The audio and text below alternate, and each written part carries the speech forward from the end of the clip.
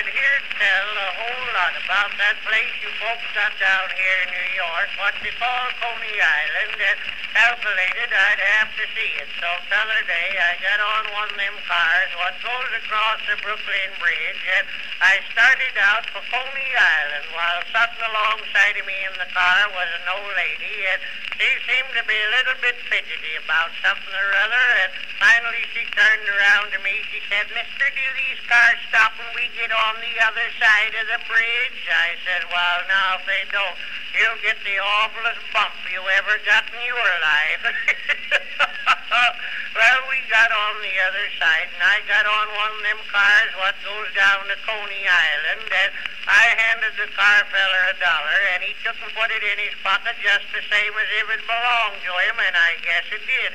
We got put near down there. I said, "Mister, don't I get any change?" He says, "Did you see that sign on the end of the car?" I said, "No, sir." Well, he says, "You better go out and look at it." And I went out and looked at it, and that settled it. It said, "This car goes to Coney Island without change."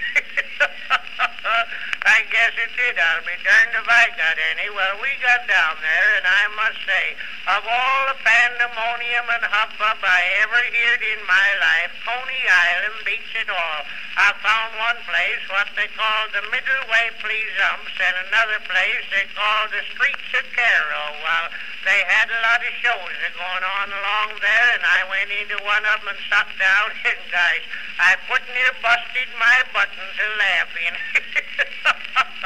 They had a gal called Salome doing some kind of a dance. The music went something like this. La la la la la la la la la la la la la la la la la.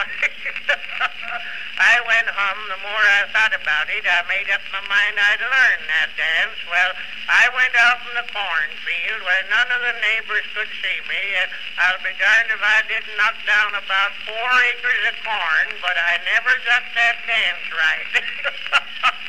La la la la la la.